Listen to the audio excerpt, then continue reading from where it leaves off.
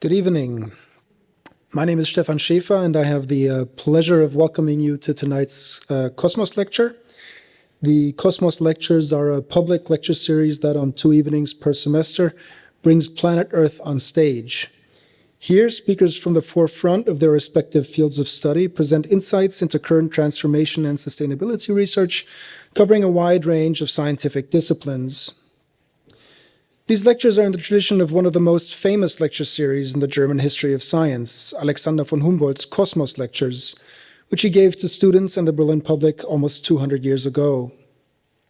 While Humboldt aimed at a comprehensive physical description of the world, as he put it, the new Cosmos lectures focus on the interactions between the physical world and human behavior.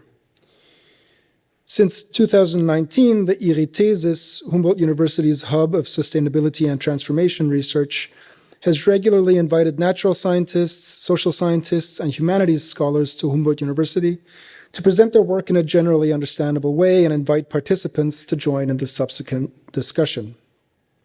So today, we are very honored to welcome the philosopher Oxana Timofeeva. Oxana teaches philosophy at Universität der Künste Berlin at UDK and holds a PhD in habilitation from the Russian Academy of Sciences in Moscow. She was a professor at the European University Institute in St. Petersburg up until Russia's full-scale invasion of Ukraine, when she had to leave Russia.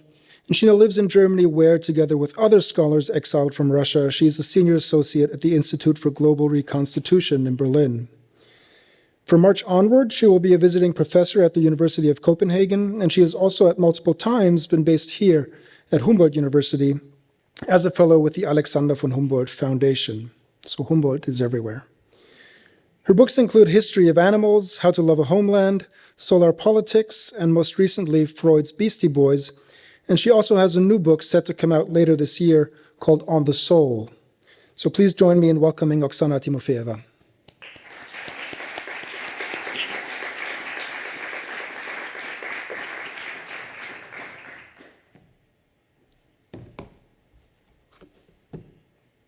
Hello, everyone.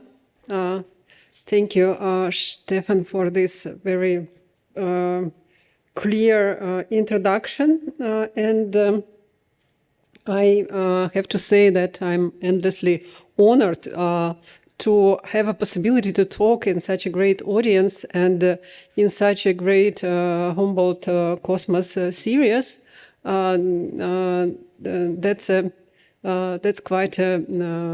That's quite a good opportunity to share with you some preliminary considerations about philosophy of energy, which is a part of my studies, of my research, and which is getting, as I will try to show, more and more somehow important field of study. So I will try to make it as clear as possible, as more attractive as possible, so that probably you will find time and desire to engage with some of research in this field.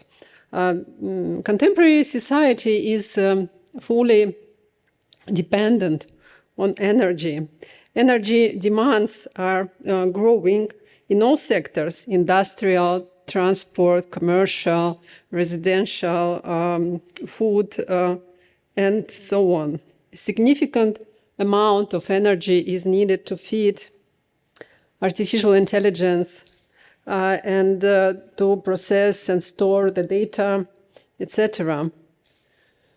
We need to power our smartphones, smart homes, refrigerators, and buildings, servers, corporations, factories, cities, highways, cars, airplanes, and rockets. Yet another sector that is rapidly developing and heavily relies on growing energetic capacities is a military industry. Taking into account the current today's political trends, this sector really comes to the forefront. A lot of energy is needed to produce things, but even more energy is needed to destroy things that has been produced. And we need more and more energy infrastructures, lithium batteries, power plants, wind and solar farms, electric grid, and so on. Eventually, we need more power to produce more power. It's a trap, an addiction. If we consider the future of our species, then the question of energy is crucial, and it is heatedly discussed in various contexts, such as economical context, for which at this level we discuss the productive side of energy, everything that relates to growth, human economy, capitalist economy. Extractive capitalist economy is the economy oriented towards growth. And even if we discuss it in terms of sustainability, it's still growth, because the financial system is so organized that it cannot not grow. And then the other is ecological, where we discuss destructive side of energy, the negative impacts that it does on our natural environments. So the destruction of our places of our own habitation for the sake of our better habitation, a very paradoxical thing, and a very paradoxical collision between economy and ecology. Some of this is a preference. One of the two can be given a preference in the state politics, in the local and global regulations, in policy making. Then technological, and here we discuss developing infrastructures, energetic infrastructures, ways how to balance the economical and ecological sides, and is it possible to balance them at all? Then political and geopolitical level. Here we have correlations between different types of energy and political regimes, petrostates and global warfare, and different international agreements, limitations on carbon emissions, and so on.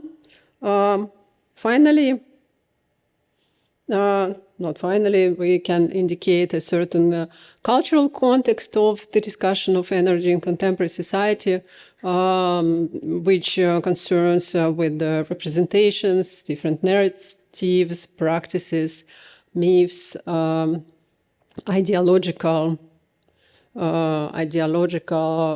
backgrounds. Philosophical level. Here, I just decided to say that the energy is a very condition of possibility of our existence, also in a broader sense. It's a very old philosophical concept, and it is closely related to both to philosophy of nature, physics, as it was called in ancient Greece, if we are talking about Western philosophy and Western metaphysics, but it was also closely related to God. In Western and non-Western metaphysics, energy and God tend to identify at some points, and this is an interesting line of thinking.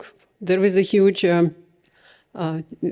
volume, not a huge tradition, but there is an interesting research on petrotheology, by the way, which discusses the questions of energy in the context of the world religions and monotheisms and indigenous religions as well.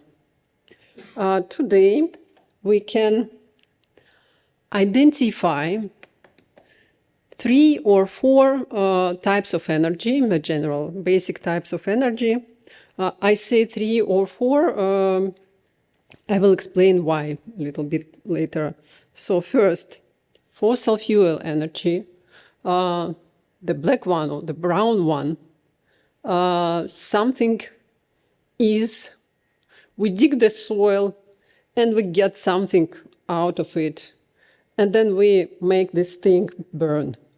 So that's basically the principle, and all these things like coal, historically coal, and then crude oil, petroleum, gas. Then we have renewable, so-called renewable energy, wind, sun, water, and nuclear energy, the energy of atoms. In spite of hegemonic discourses of a smooth transition from the black fossil fuels, dirty and black, to the green and clean renewables, nuclear energy still offers much bigger productive capacities for contemporary capitalism with its growing scales of technological developments, not only on Earth, but also with regards to the exploration of cosmos. Nuclear power plants release energy from fission. That is the splitting of one atom into 2. But there is yet another type of energy, not only the most powerful ever known, but also potentially infinite and clean. It is the energy released from fusion or nuclear synthesis, where the 2 atoms slam into one. The amount of energy produced by fusion is several times bigger than by fission. This energy, also called thermonuclear, promises to open the doors to some brighter future. Whatever we understand by bright future, we can have a warfare on the moon quite soon, if we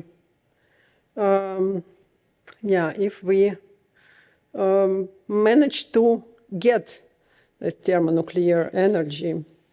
Technically speaking, the biggest and the most powerful fusion reactor in our planetary system is the sun.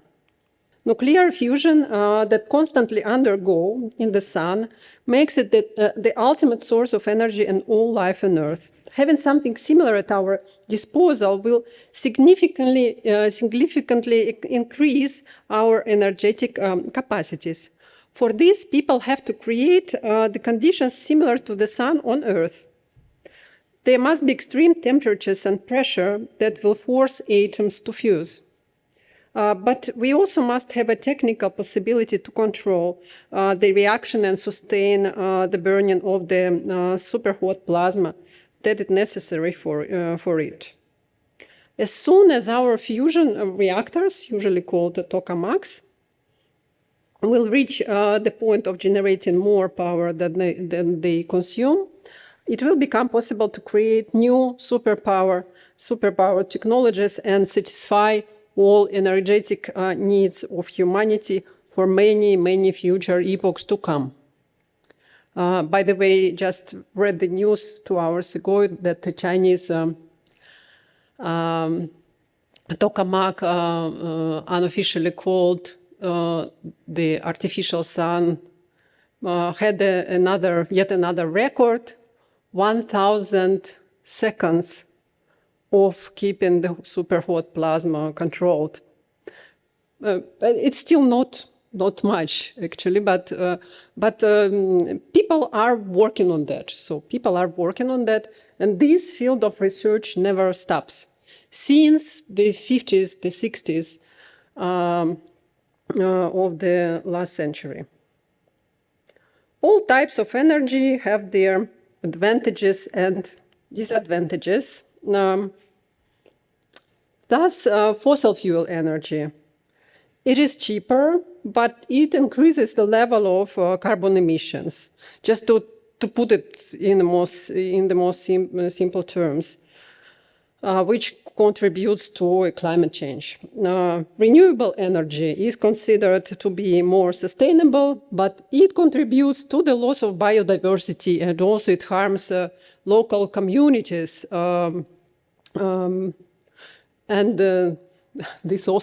This contributes to a social catastrophe and to a mass extinction. Nuclear energy is more powerful, but because of its radioactivity, and especially after Chernobyl and Fukushima, it has a bad reputation. Finally, thermonuclear energy does not seem to have any disadvantages at all, except that it doesn't yet exist. All types of energy, regardless of their greenness, demand extraction. There must be a certain material compound, a natural resource, so to say, something that we burn in order to keep going. Nature becomes energy, energy becomes money. Something as concrete as crude oil, for example, natural gas, lithium, wind, solar, radiation, water, uranium, etc., becomes something as abstract as money.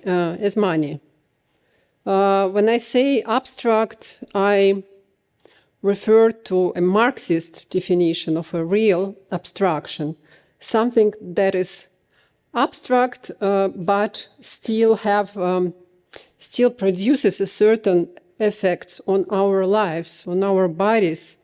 Say, oil money is abstract, but it has real effects on our lives, one of which is Putin's war in Ukraine, and so on.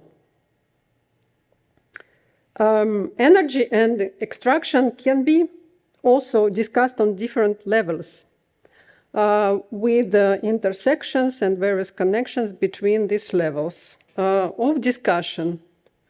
First, I would say there are decision makers or policy makers, and these are usually state and business, those like men with money and guns, those who make decisions. These groups, they have their interest. First of all, the interest of corporations and the role of the state to negotiate among the different interests of extractive capitalist enterprises that are multiple, also because there are multiple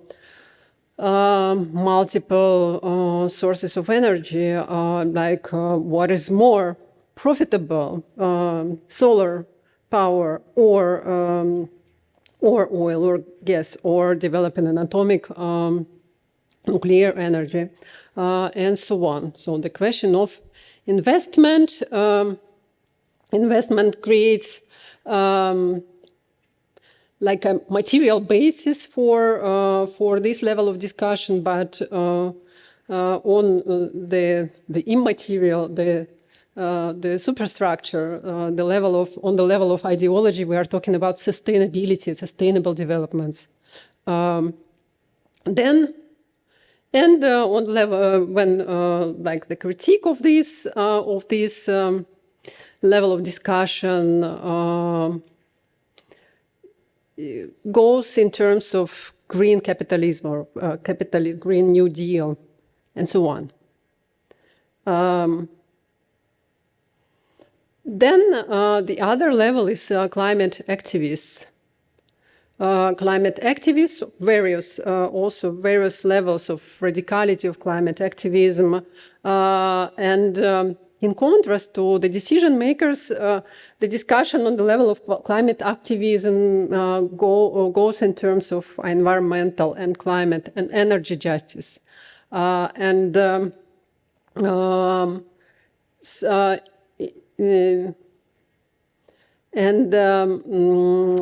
analyzing the different inequalities in the society and the ways how energy operates in different political regimes. So here we have non-commercial, different non-commercial actors and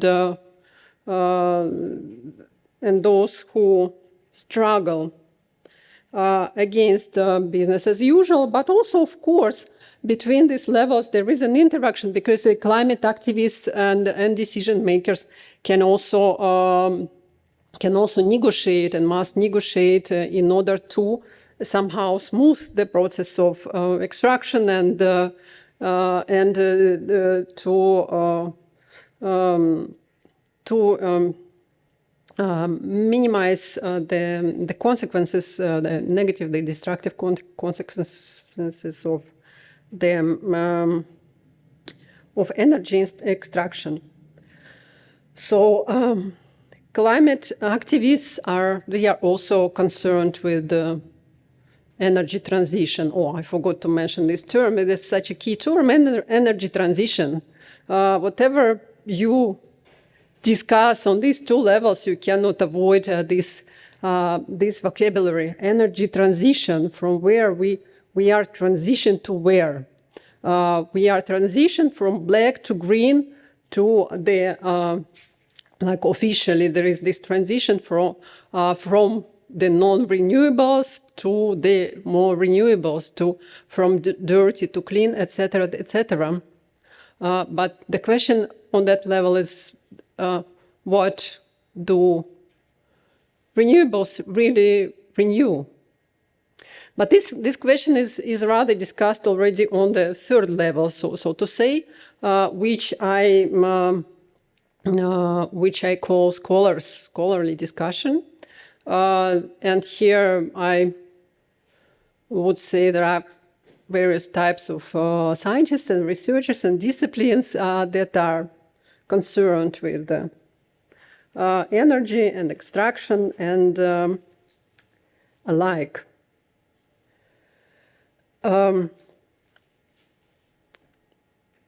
Energy is the question that creates a crossing point between natural science, human science, and social science. That's why it's so interesting to be there, because we need all these lines to meet at some point. There must be the climate change, anthropogenic climate change, produce a situation where non-easy solutions are needed, and these solutions, they demand a more synergetic, more complex approach, which is not only interdisciplinary in its traditional sense, but I would say a more philosophical perspective. Now, although, of course, there are different science and different disciplinary fields, and we still make distinctions. They work differently in this field. First of all, we have climate science and geoengineering, natural science guys, engineering science. Then a broader field, which is relatively small, and it's called Energy Humanities and Environmental Humanities. Actually, what I call here social science, environmental history, anthropology, and sociology, cultural, human geography, political economy, they go together with energy humanities, because it's hard to separate them somehow. Humanities are more humanities in the proper sense, like cultural studies, arts, and literature that researches the narratives, the myths, the ideas that stay behind the very concept of energy exploited further exploited in applied science. A more theoretical approach oriented towards the domain, I would say, the domain of values. Not a value in a Marxist sense of like the production of a value as a commodity related to commodity form, but a value in a sense, in a more ethical, existential sense. So there are existential questions connected to the extraction, how we live, what is power? What is power? The double meaning of power. On the one hand, we have this political power. On the other hand, we have power to which we connect in order to function at all. So energy is power. And this ambiguity of the term is very persistent. So the one who gets more power gets more energy, and so on. There are there are some books. I did a small selection. There are actually a lot of writings, but I just took a few that I think are the most that must be on the bookshelf of the one who is interested in energy humanities and want to begin their way.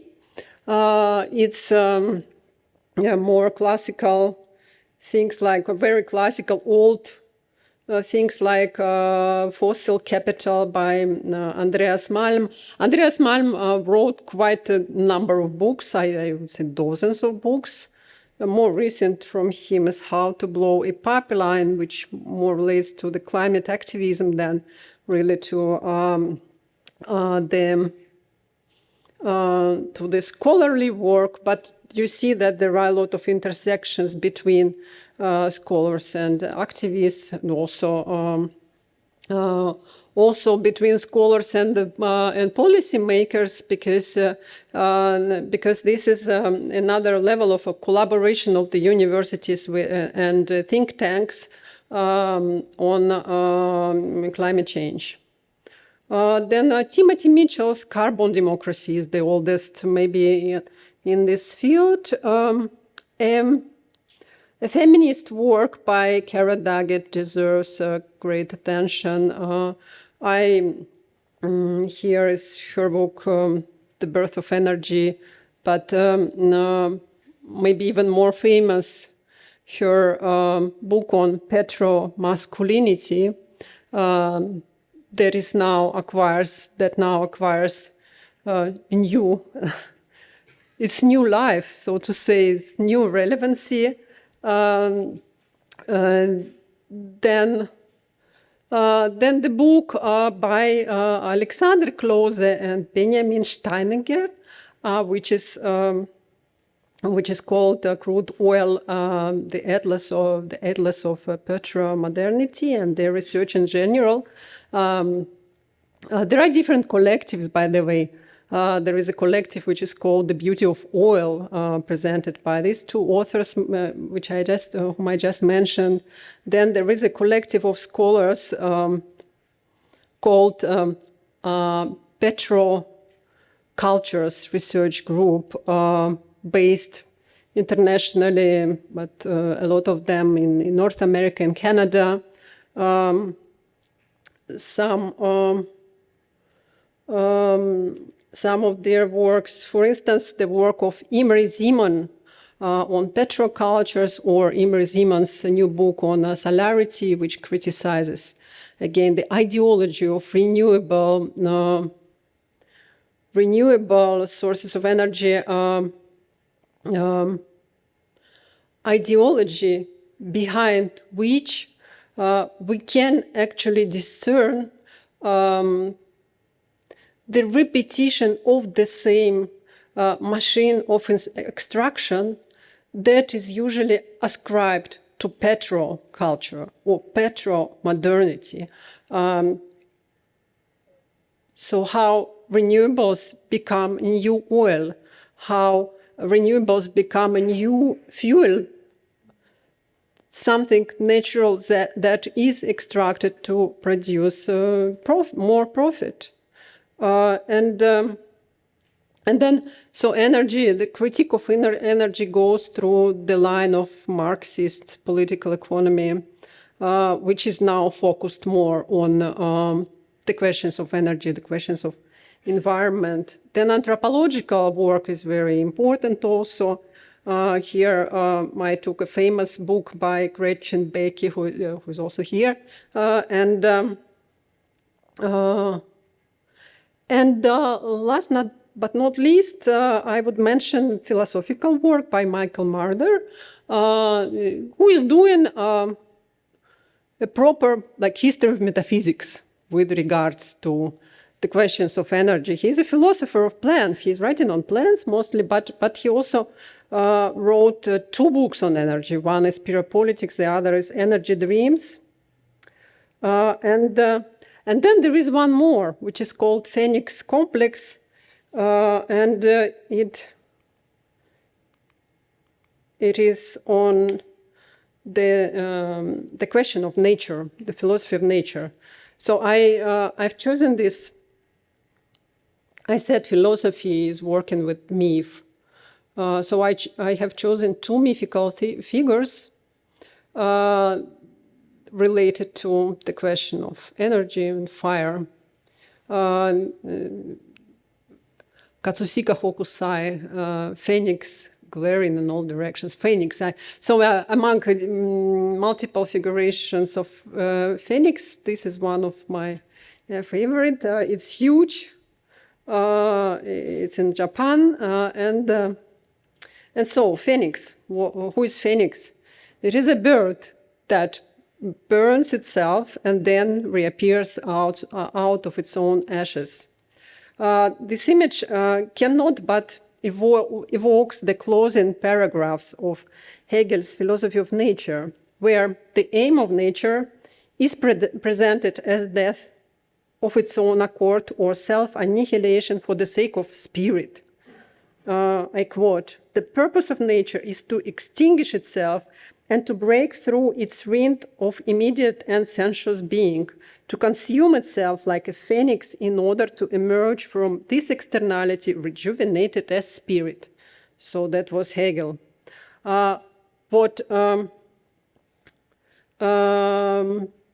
What Phoenix offers is not a usual gift of nature, but really a sacrifice, consumed by fire. It sacrifices itself, or as Hegel puts it, consumes itself, but always awakens anew.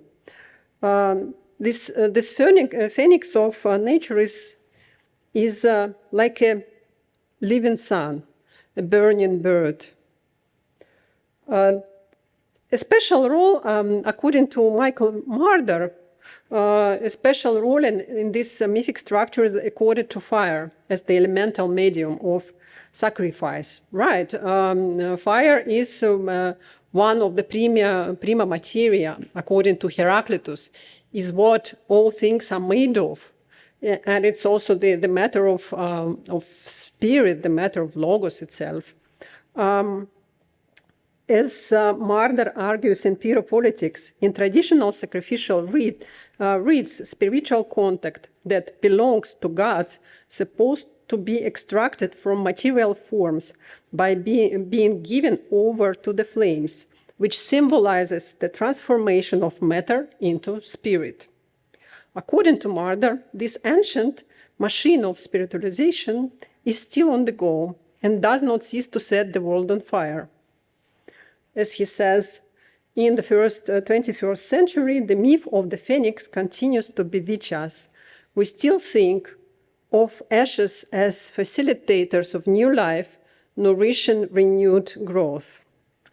Note that phoenix comes from the Greek mythology, where it was associated with the sun cyclically reappearing in the sky. Its Egyptian relative Bennu, according to the legend, was one of the souls of the sun god Ra and symbolized the resurrection from the dead.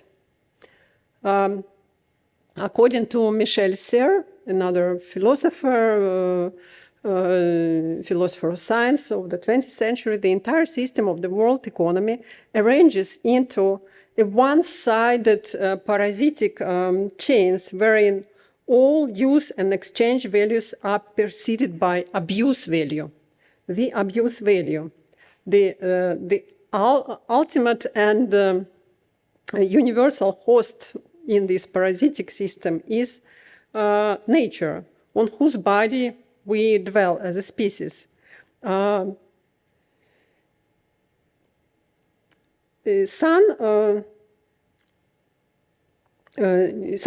Nature as this basic host, the host of nature doesn't parasite on anything else. It can only give, it doesn't take anything. And that's a paradox or a miracle. After being completely exhausted, it is supposed to be rejuvenated from its own ashes, from its own exhaustion. That's a paradox of cyclicity, which is inscribed into the very idea, into the very metaphysical settings of energy on which we are fully dependent, to which we are addicted. We are catched within the circle. Another mythical figure is Prometheus.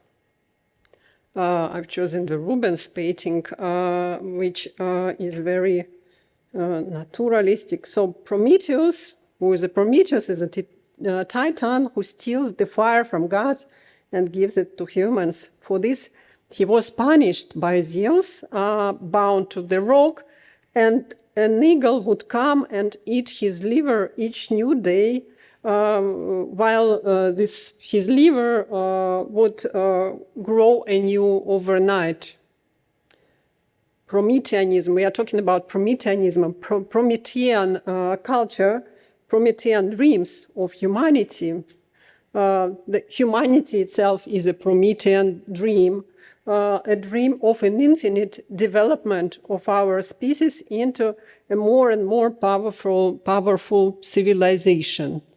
I know sounds strange, but this dream exists and persists. At the present moment, nothing is so abundant in energy as the sun. Solar radiation is the ultimate source of all life on Earth. Sun is what warms the earth and makes trees and flowers grow and flourish. It also makes us happy or also unhappy because it gives us energy and the feeling of being alive and promises a better future, but can also burn us down and transform our lands into dry desert. For the people of antiquity, Sun was a supreme god. Ra in Egypt, Donatius in Aztec culture, Surya in Hinduism, Sol Invictus in the Roman Empire, are just few names for this multi-faced deity. All over the place, gods of the sun were more than one, of both genders, corresponding to different seasons of the year and different times of the day. Our ancestors were welcoming their gods of the sun returning from the darkness of the night. For them, the radiant circle observable in the sky was literally the body of God, whose rays enabled each new day. Today, the sun and other celestial bodies are not divine anymore. Cultural, scientific, and technological developments aim to free humankind from the insecurity and precariousness of nature, of the state of nature, from weather conditions, seasonal periodicity, and alteration alteration of day and night. Now the sun is treated as a source of energy that can be extracted, converted, consumed, and stored. The paradigm of energy suggests to master the sun instead of celebrating its mastery. In 2013, the futurist opera Victory Over the Sun was premiered in St. Petersburg. This experimental avant-garde piece depicted the people of the future called futurist strongmen who conquer the sun and lock it up in a box of concrete. The box of concrete is the black square made by Kazimir Malevich, who designed the stage for this wonderful performance. The sun symbolizes the old and beautiful romantic nature that must be left behind, that must be superseded with the progressive technologies and abstract forms.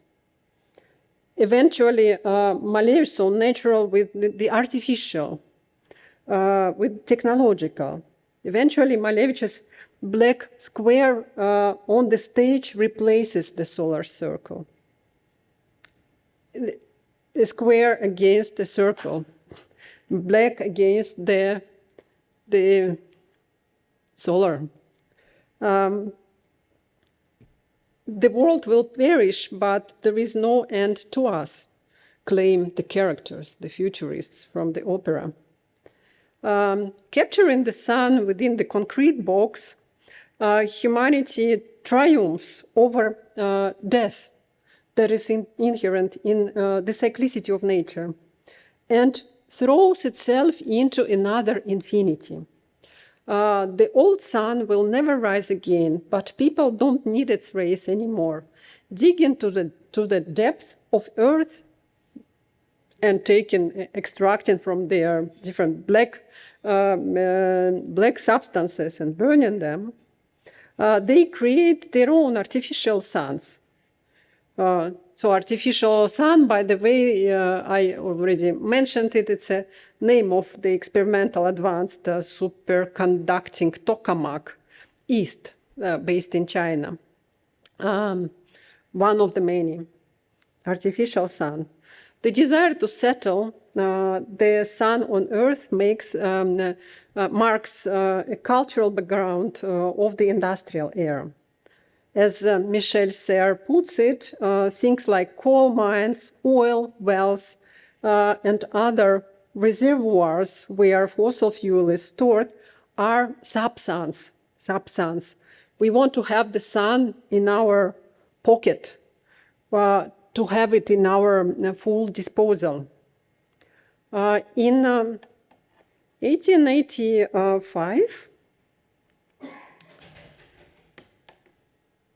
in 1895, Russian cosmist and theorist of rocketry and astronautics Konstantin Tsiolkovsky published a science fiction novel dreams about the Earth and the sky. He published many things. He was engineering rockets and exploring cosmic space and writing a lot about space travel. So he was deeply convinced. By the way, Tsiolkovsky was a panpsychist. He believed that life is everywhere, not only on Earth, but everywhere in the extraterrestrial space. Therefore, we should really travel and travel to the space. We should develop a space travel. So he describes in his science fiction novel, among other things, the belt of asteroids around the sun inhabited by colonists from bigger planets. So they colonized the Milky Way galaxy. They overcome gravity and developed into a new form of life. Approximation to the sun allows them to control the power of its rays and enjoy it as they wish. For the most effective usage of solar energy, these communities decompose planets and turn them into a necklace that consists of rings dispersed in space and rotating around the suns. Around the sun. In 1960, this idea was popularized by theoretical physicist Freeman Dyson, who suggested that the growing energy needs of advanced technological civilizations would inevitably lead to the formation of megastructures around the sun. And if we find their traces in the cosmic space, then this will be the proof of the existence of some extraterrestrial forms of advanced intelligent life in the universe. There can be various modifications of the so-called Dyson sphere or Dyson swarm, which indeed have something in common with the concrete box depicted by Malevich as a black square. But the main principle is that it is an artificial infrastructure or megastructure that encompasses the sun and surrounds it with the industrial satellites and stations. Instead of being wastefully dispersed around the open cosmos, the powerful solar radiation will remain within the sphere, and thus humanity will possess an unlimited amount of energy, or rather almost unlimited, for the sun is not eternal, and the sun will eventually cool down and die. For this moment, however, humanity will have enough time to prepare so that if they colonize the sun, they can also ride it as a vehicle and travel using its energy to another galaxies, and there discover new suns and colonize new galaxies. Sounds like an interesting plan. In an interesting plan, one more scholar in I like this 60s time for big dreams, big Promethean dreams. 1964, Soviet astronomer Nikolai Kardashev proposed measuring the level of technological developments of civilizations according to the amount of the energy they disposed. On the Kardashev scale, there are different types of civilizations. There are actually two scales. The first one is like basic. The second one on the bottom is like a bigger, advanced version of it. Different types. The first is called planetary civilization, for it only uses the energy available on its planet, like Earth, for instance. The second is stellar. It uses and controls the energy of its planetary system. For example, solar system. This would be a civilization which would build a Dyson sphere around its star, analogous to our sun. So it can be not necessarily our civilization, but perhaps there are some other civilizations that already built a Dyson sphere. That's how that's how this research developed, because people were searching for extraterrestrial forms of life, intelligent life, and they would check if there are already Dyson spheres in the universe, and if yes, so some other forms of life were faster than we are. But nobody found the Dyson sphere so far. The third is a galactic civilization, which disposes all the energy of its galaxy, like the Milky Way. There are two more additional, more speculative levels on the scheme below. The fourth civilization is universal, and the fifth, multi-universal. It is so powerful that it even can create universes itself, like God. For an intelligence that becomes God, post-human or whatever. For the time being, humanity have not yet fully reached even the first level. It did not yet become a planetary civilization, which would be really technically equipped for colonizing other planets. The perspective of bringing the warfare to the moon looks quite realistic, but further expansion in outer space would require much bigger amounts of energy. The Dyson sphere and like it, others like it, will require colossal resources in order to get enough materials for building such a megastructure. Future generations will have to disassemble all other planets of the solar system. To disassemble. They will have to blast out the other planets.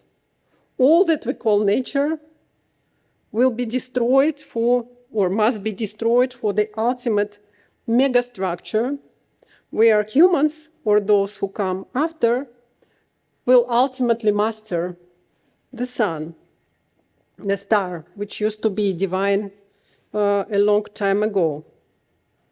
Such techno-optimist utopias, especially popular in the mid-20th century, look into infinity. Dyson sphere is just an example of a fantastic belief that humanity can live as long as the sun itself, or even longer, and endlessly expand into the universe. In conclusion, why does humankind or other technical intelligence need to colonize cosmic space? Because its growth demands more and more resources. Colonizing other lands, together with their populations and natural resources, as well as colonizing other planets, is not enough. The desire to appropriate, to consume, conserve, or store the gifts of terrestrial and celestial bodies pushes our civilization towards the ends of the universe. Philosophically speaking, such a kind of progression can be qualified as a bad infinity. This is a Hegelian term, which means something like an endless line, an endless row of numbers, or a movement that never reaches its final destination and does not really achieve anything. What is at stake here is a colonial extraction undistinguishable from destruction that projects itself into infinity. Again, a paradoxical figure. We need to extract more resources in order to release more energy, in order to extract more resources on a cosmic scale. After colonizing the Earth, we are supposed to proceed colonizing other planets or even other galaxies while destroying the territories that were already conquered for the sake of further advancement. There are new horizons ahead and new debris behind. This is more or less a conclusion. There is no solution. So philosophy, the disadvantage of a philosophical approach is that it doesn't really suggest a practical solution. It's not an applied research. It's a theoretical research. It indicates the problem, and this is what is probably interesting to discuss. Thank you very much.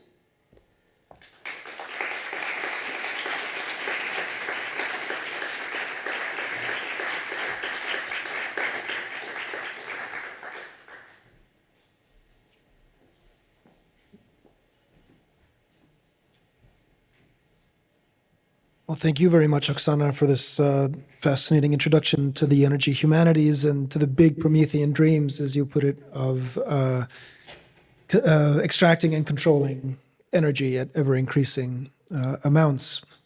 So we have, I think, about half an hour for a conversation with the audience, maybe 25 minutes. Are there any questions? Maybe while you gather your thoughts, there's one hand going up, so we can get a microphone going over there. But while we get ready to take your question, I'd like to just briefly, Oksana, come back to the juxtaposition, which I loved, how you put side by side the phoenix that rejuvenates itself from exhaustion, as you said with Hegel, and then Prometheus, which is also, like, now that you put it next to Phoenix, I realize a story of, in fact, renewal. But of course, the story is about the pain, that comes from having his body renewed and then again attacked in the way it is daily, right? So those two stories next to each other, I found very powerful. I wonder whether you have any kind of philosophical reflection on that juxtaposition specifically. Those two kinds of renewal, is that something that we see in different forms around the world today as well?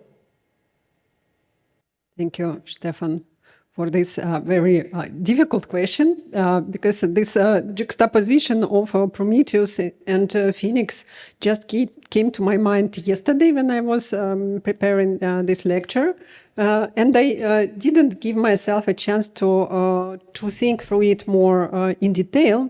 However, okay, let's try to make it right now. So you say these are different types of renewing, the one that renews the phoenix as a bird, that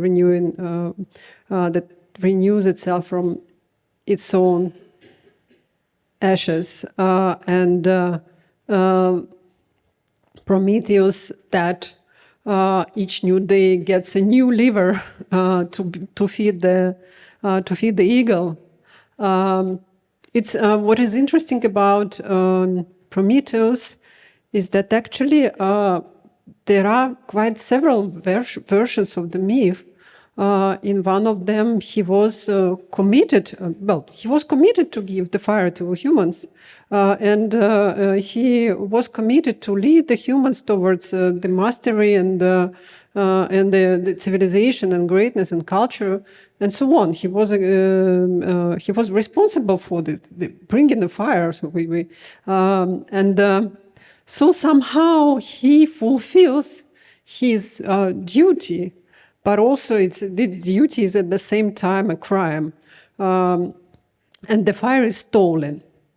The fire is stolen from gods, from anthropomorphic Greek gods from Olympus, but still, it's a significant moment of the beginning of extraction, or it gives us a very idea of the primitive accumulation, so to say, or appropriation.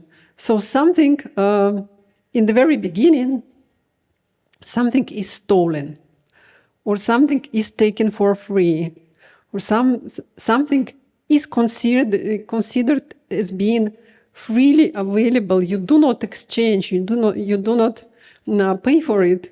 It's a stolen thing. It's a stolen element. Fire itself is stolen from the gods. Like this brings us to the paradox of Phoenix again, the paradox of nature that is considered as a bunch of resources that are freely available We do not exchange with nature. We just take it as available goods, and then we can sell them further, or we can make something out of it. And that's how the Prometheus symbolizes this very act of stealing and then distribute and then giving it to the people.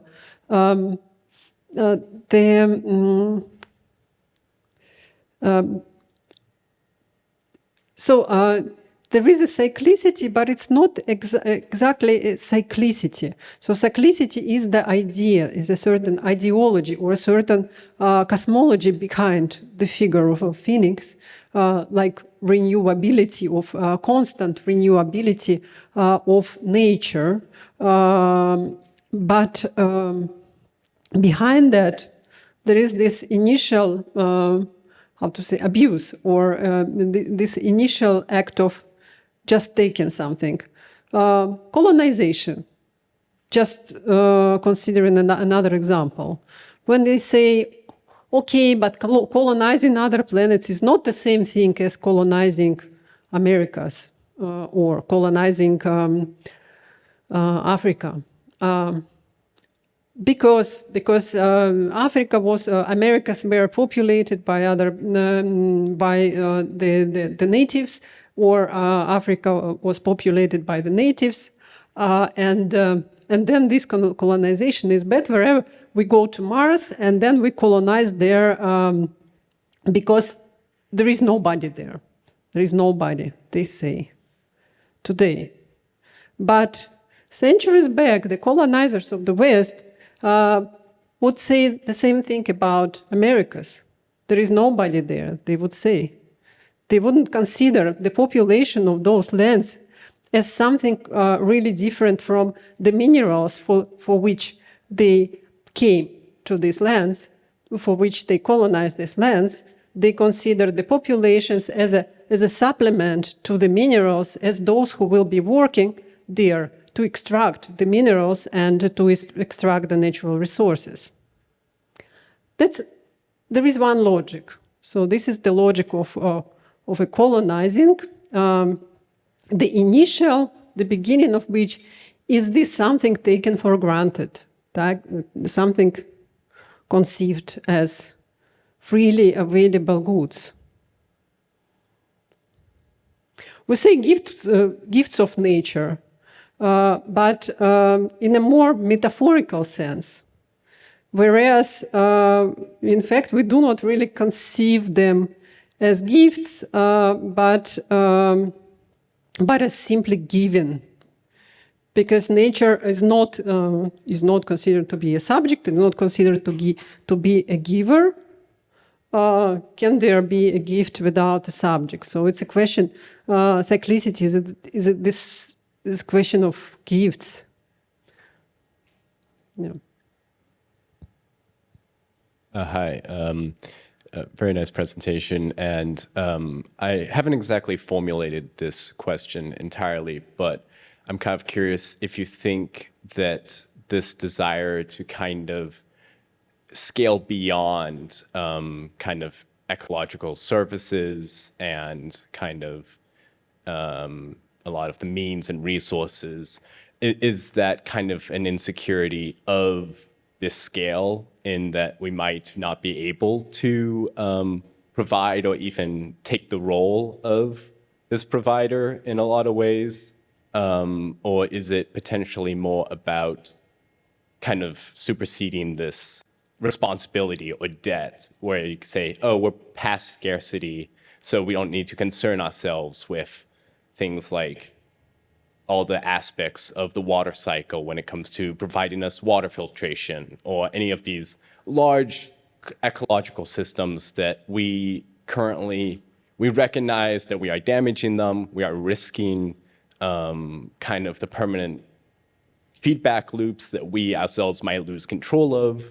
And are we trying to push past the insecurities to those systems, or is it more of that we want to scale beyond them and we don't find them sufficient enough, almost in a way? We don't want to find out that if we are going to succeed in kind of a lot of our developmental goals, we might actually be limited and we might just reach a point where we stop.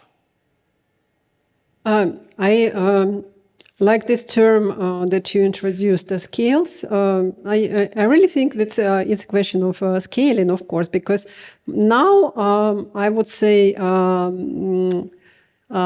the discussion goes into a planetary scale. So there is a planetary scale, the cosmic scale, and so the climate change poses a question of the destruction on a planetary scale, but also extraction on a planetary scale, although and the movement towards shifting to another level is, for example, the beginning of this extraction on the moon. And the exploration of the moon as the closest to our planet. So it's already a step behind to the next level, but we cannot really get there because of the limited energetic capacities. And limited energetic capacities because of a limited resource capacities. So we are still trapped in this circle. But when I say we want, this is of course a huge simplification and generalization. Who we and what does it mean to desire?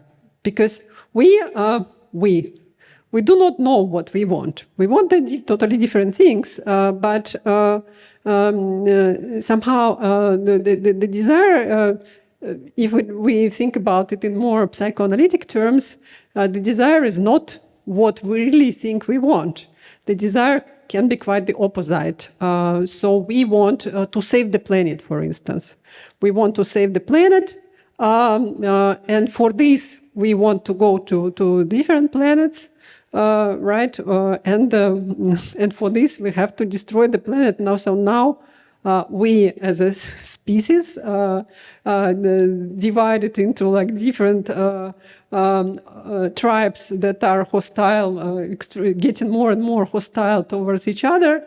Have a desire together, but we do not really know what is this desire, and we negotiate.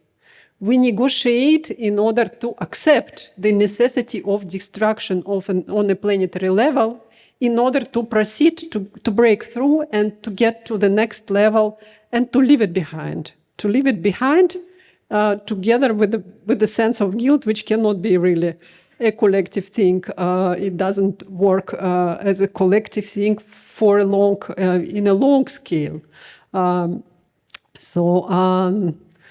That's interesting. I mean, the question of desire, what we really want, points at that the question that energy is the intersection, is one of the points of intersection between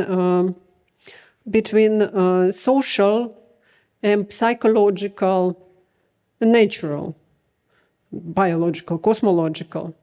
So it's a complex, it's a knot, and its configurations are now somehow stick to extraction as a paradigm. Hi, Oksana. It's Katarina, finally. Okay, so I wanted to ask you, you might be familiar with the ideas of Thomas Nail and his proposition. So this is basically a philosophical proposition, a sort of an ontology as to how to respond to the climate crisis. And his proposal is the underlying fundament of it all, of his kinetic materialism, by the way, is constant expenditure of energy, ruthless, constant expenditure of energy. Of course, he is linking this to Boltzmann and thermodynamics, etc. do you agree? Would you agree with such a proposal? Embracing the anthropic principle, that's his proposal, to embrace the anthropic principle because everything is nonetheless entropy. And somehow this makes sense because philosophically or metaphysically, we are producing energy, we are producing power. At the same time, it's in line with certain, precepts of physics. It does make sense in a certain way as to, linking it to proposals such as mass forestation, etc., which again produces CO2, etc. So it kind of makes sense, but philosophically, but I see here some deficiencies as to how to translate it into policies that tackle climate crisis. My suggestion would be very simple.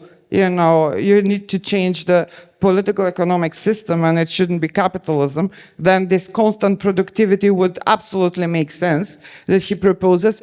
But without that, I don't see a policy proposal that could be inferred from his proposition. So what do you think of this? And would you be more on this side of embracing entropy or conservationism? What's your position on this? I'm unfortunately, to my big shame, I'm not very much familiar to this theory. That's why it's hard to decide right now. Is it good or bad? I thank you for pointing it. I will check it later. The very idea of a possible policy, I refer to it in my book Solar Politics, which is based on a philosophical conception, a very old one century old, I mean very old, 1 century, proposed by Georges Bataille, that was called the general economy. Bataille was one of the first thinkers who proposed to discuss the universe and the politics and political economy in terms of energy, redistribution, distribution of energy. And he was talking about the sun as something that constantly gives without taking anything in return. So the question for Bataille was how to create a sort of politics that would be a solar-like, luxurious politics of the giving, of sharing. And for this, of course, the capitalist economies, which he calls restrictive, not only capitalist, he calls many economies, restrictive economies that are oriented towards growth. But that are themselves very limited, and they do not follow this planetary scale. So, but I was talking about a planetary scale. General economy is an economy on a planetary scale, which must be something like the sun, more about giving than about taking something and accumulating and growing, because every growth. Every economical growth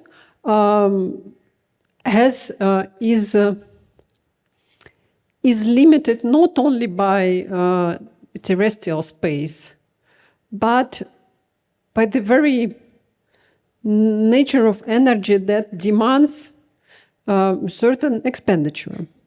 And there must be a non-productive expenditure that is already somehow developed in different human practices, but we have multiple ways to spend energy in a non-productive way, and that's what we constantly do. We have a kind of need to non-productive expenditure drive towards it. We play, we do arts, we do different things, we do sacrifice, we give gifts, we exchange gifts, and we also war. And the atomic bomb is, of course, warfare is a great example of a non-productive expenditure. But it's not that example that Bataille suggests us to follow. He says, is there a possibility to elaborate a conscious way, ways of a non-productive expenditure on a collective level? So can a society, would it be possible for a society to spend energy in this conscious way, to spend resources in a certain conscious way? And he was critical both to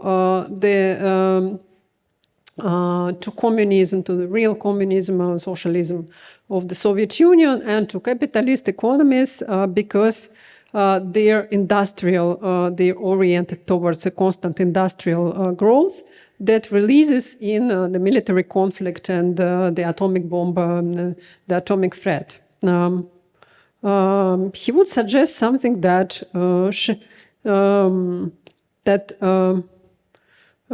we would consider as like international collaborations and redistribution of all resources on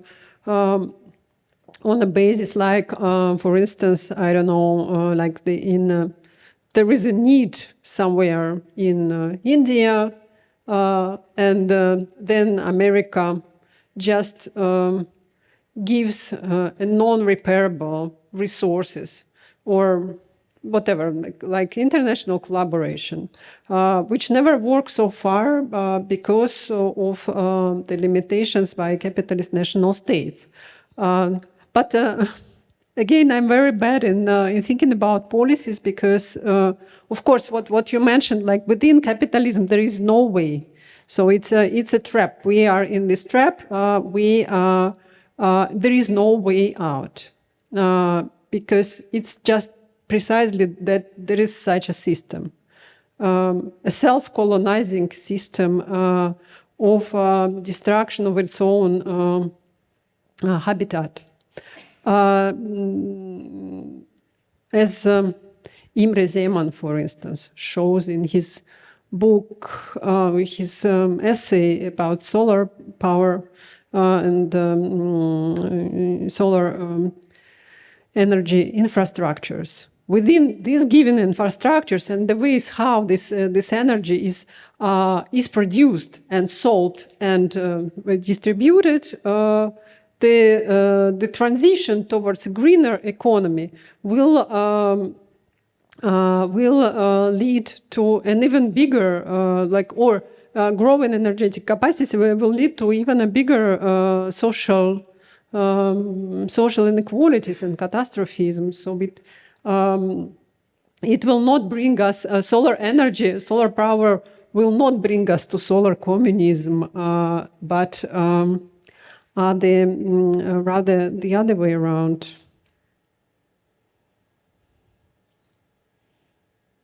Is there one more question? We could take one more. Yes, please, right here. Thank you so much. I'm very struck by the images that are up there right now of the sun, and you're going back to seeing the source of the sun as a divine source of all energy, and then this attempt to fully capture the sun and the black box. What I was thinking you might talk about a little bit was human energy, right? Because that is a form of energy that we don't tend to talk much about these days, because we're looking at energy from coal or energy from, but it just seems like there's a connection there with Marxism and capitalism, where we're talking about how we control human energy or extract human energy. And then there's the part about when you were talking about the gift economy, and the sun giving without. I have a friend who's done a lot of work around what she calls maternal economies or matristic economies, because there's a whole giving that's involved in creating a human life. I mean, you don't have a worker the moment it's born, right? It's like there's a whole investment of giving energy into a human being so that they then at some point become able to, I don't want to use the word produce, but to generate energy, maybe, right? And so how can the energy that human beings can generate be coordinated in some way that creates some alternatives? And so that's kind of the interface of human energy with this whole extractive system. So that's what I was inviting you to comment on. Thank you. Thank you. Beautiful question. I would reply to it in two lines or two approaches. One is more Marxist, the other is more feminist approach, as you suggested, or eco-feminist. Marxist. I would call it a phoenix triangle of capital, or energetic triangle of capital. There are three sides of this triangle. First, energy sources like extraction, like coal mining, for instance, natural resources. Then another one is labor force, labor power. You cannot extract natural resources and transform them directly into money without the mediation of a worker, of the one who actually works there, who is paid or not paid for their work. Then the third side is the libidinal energy, the other one, what Freud called libido, erotic eros, thanatos, and this side designates an investment of desire that stay behind the process of production and the process of production of value using the human labor out of the non-human materials. So exploiting the earth via exploiting the human, via also exploiting the very level of desire, which, as I mentioned above, is ambiguous. What's up with our energy? Our energy is exhausted. We work. We produce. What do scholars produce? They produce research. For instance, too much of research, and there is a crisis of the overproduction, right? In many domains, such as science, scholarly work, or whatever, artistic production, overproduction, and excessive production. This production, the speed of production is growing and growing and growing, and we need to get more energy out of ourselves. What do we do when we are completely exhausted? We go to the,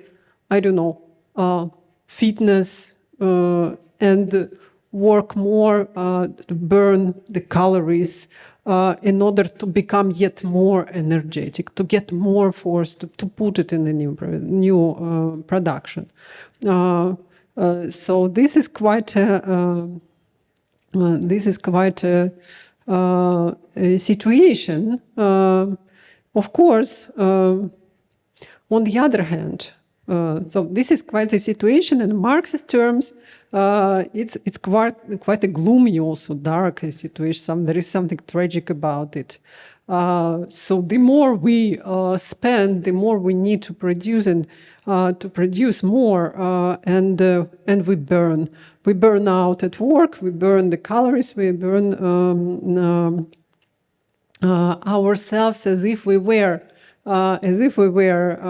minerals, as if we were crude oil or something. There is something oily in ourselves, and we are. There is something, but there is something also sunny in ourselves. There is something that that allows ourselves to identify with the non-human materials being exploited for the sake of a further progression of capital.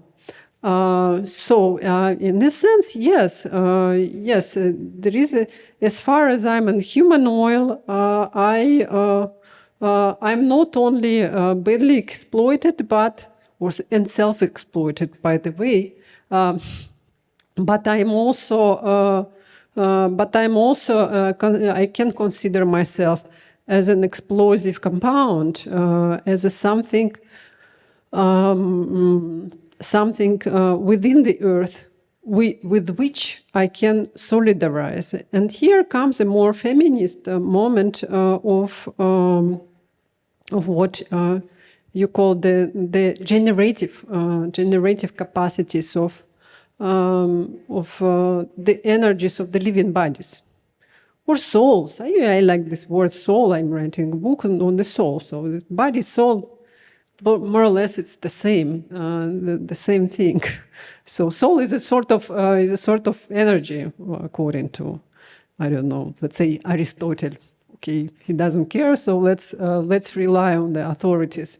So Aristotle says soul is an entelechia of a human body, what makes a potentially living body an actually living body. That's what energy, in its one of its ancient Greek senses, is. So there is this positive, interesting sense of energy that is that allows Georges Bataille, whom I mentioned earlier, to speak about solar politics, to speak about our striving towards more generous and how he would call it glorious ways of living, based on this more feminist concept of sharing. But of course, the problem is that it's great to talk about that, and it's nice as an individual practice, but within the restrictive capitalist economies, these models remain somehow also limited. You cannot really be a giver where, in the situation where the system is more favorable to those who take. So it's it's not an ethical question. It's a political question. All right. Well, maybe we should have ended on the previous note where you were talking about the solar-like politics of sharing and giving. That was, I think, a nice moment right there to leave us on. But before you all go home, I'd like to just briefly make a few short announcements, especially about the next Cosmos lectures in the summer term. On the 22nd of May, 2025, we'll have Bixia Chen, a researcher from the University of the Ryukyus in Japan, whose research focuses on village landscapes, rural regeneration, forest park management, and tourism. And on the 5th of June, we'll have Mark Lawrence, who's the director of the institute where I work, the Research Institute for Sustainability in Potsdam, who will talk about the Anthropocene 2.0.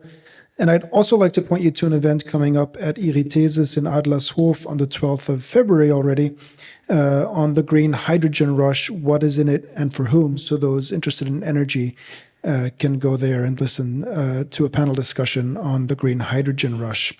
And then finally, just beneath us in the entrance foyer, there's an exhibition by the Berlin University Alliance that I'd like to point out. So from today until the 27th of February, that exhibition will be on display, and the Berlin University Alliance, or BUA for short, is the Excellence Alliance of Freie Universität Berlin, Humboldt-Universität Berlin, Technische Universität Berlin, and Charité, partners that together are working on the major transformations of our time, and, well, such as social cohesion, global health, and sustainable innovation. So the BUA touring exhibition illustrates very nicely the diversity of the projects and players that make up this network, and presents research projects that show how science is used in a practical and forward-looking way, including, for example, mathematics and sustainable transport planning, sustainable building materials, or the encounter between science and theater. So you're very much invited to go have a look at the traveling exhibition as you leave today, or if you'd like to come back sometime. So thank you very much. Thank you so much again, Oksana. I wish you all a nice rest of the evening. Thank you very much.